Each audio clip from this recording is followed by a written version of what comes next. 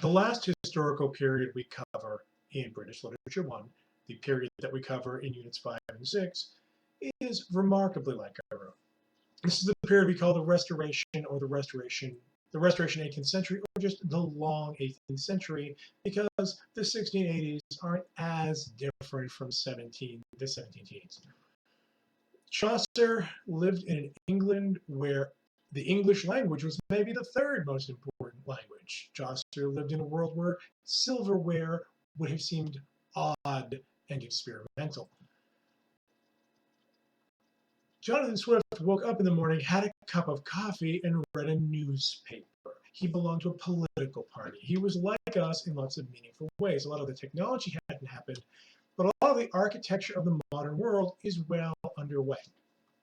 So the Restoration refers to the period in the late 17th century, after 1660, where the kings come back, where Charles I, who was executed, son, Charles II, returns to England and sets up shop as a monarchy again.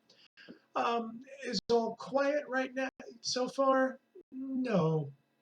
In 1688 and 1689, there's another revolution, the Glorious Revolution, so-called, in which Charles's younger brother, King James II, basically flees before he's deposed.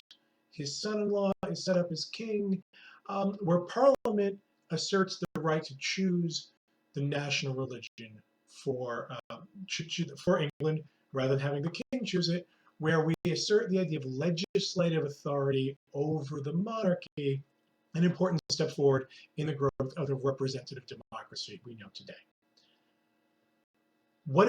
This also leads to the fact that the problem is the descendants of the deposed King James kind of hang out in France for another 75 years or 50 years, occasionally trying to make comebacks, having rebellions, trying to invade England, and always failing. The last major military threat from these groups, the Jacobites, is in 1745. But all the readers we have are a little bit uneasy. Ben is a little uneasy that the king got deposed. What is that about? Swift is uneasy that the deposed king's descendants, the pretenders, he calls them, might attempt to take over the kingdom again, and he doesn't want that, even though Ben and Swift belong essentially to the same political party several decades apart. Okay, what is happening in the long 18th century? We have political parties. England develops political parties that are recognizable to us, at least one of which is still in existence today. The Whigs, W-H-I-G, who are the kind of party of business, of trade, of commerce, of a more low church Protestantism, less ceremony, versus the Tories, who are more about the landed aristocracy, hereditary wealth, tradition, what's called high church Anglicanism, a more traditionalist, ceremony-heavy Church of England. That is a party that is still as of right now, still very much in power in England at the moment. Instead of having debates between Parliament and the King, we start to have debates inside Parliament and parties within them with a form of partisan politics that we still recognize today, that still continues today. The Tories just picked the Prime Minister of Britain yesterday. This is a moment of enormous science and mathematics. It's sometimes called the Age of the Enlightenment. Let's say the Europeans start to ask the heavy questions like, what if there are no witches? What if there are no witches?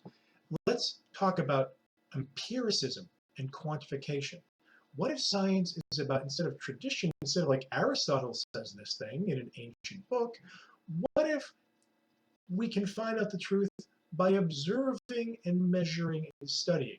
Let's do experiments. Let's count things. How many cows does it take to make how much milk? Why? Who gets smallpox and when? Would vaccinating people help? We can test it. It's the scientific method. Someone invents calculus. In fact, two people invent calculus, one English, Isaac Newton, and one not. Huge flowering of rationalist scientific inquiry and math. It is an enormous period of trade. Business is booming, and the English become the greatest trade empire you have ever seen. That maybe anyone has ever seen until the United States today. They, because they've settled some of their domestic political problems, they finally financed a navy. The British Navy becomes the terror of the earth. And with the backing of that navy, they can trade globally, all over the world. You start to see coffee and tea, these imported luxuries that do not grow in England, as part of the everyday diet. What is more British than tea? Nothing. Does tea grow in Great Britain? It does not. I will admit, I am a coffee addict. I have to have a cup of coffee every morning or two, or I will get a terrible headache. I will have an actual medical withdrawal symptom, a minor one, but a real medical one, from this substance to which I am addicted, which does not grow within the continental United States. That's right. I'm addicted to a plant that does not grow in my country. I'm told it's a tree. How could this be? This is an arrangement that emerged in the 18th century, or the long 18th century. The British global trade network gets consumers back home accustomed to, and in some cases addicted to, luxury goods from around the world. Or the plantation in Orinoco is a sugar plantation. Sugar is not native either to Ohio or to Britain. You simply can't grow it there. It's imported. There's a lot of money in sugar. This all sounds very nice. This also means the British also begin to be deeply involved in the slave trade. There's some slavery starting in Elizabeth I's reign, but it gets moved to a much larger scale. The transatlantic slave trade as we know it really begins in this period. The wholesale kidnapping and importation of people, moving them across oceans to other continents against their will, and holding them in bondage not only for the rest of their life, but for their children's and grandchildren's and great-grandchildren's life. A permanent racialized slavery emerges in this period. We will talk much more about that in Orinoco, because Orinoco is himself an African slave who's been kidnapped by the Europeans and taken to South America. In general, what the British do, so they have a navy, they have a trade empire, they have coffee houses and tea houses that they're sitting in England, drinking coffee, doing math, coming up with business schemes like insurance. And how shall I put this? Taking over the world.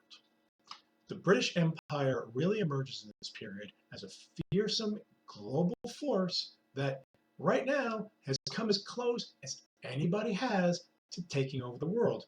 I know, if you're American, you think of the British as the quaint cousins with their fussy little manners and their queen and their little hats. And they're drinking their tea out of their china cups on their Persian rugs.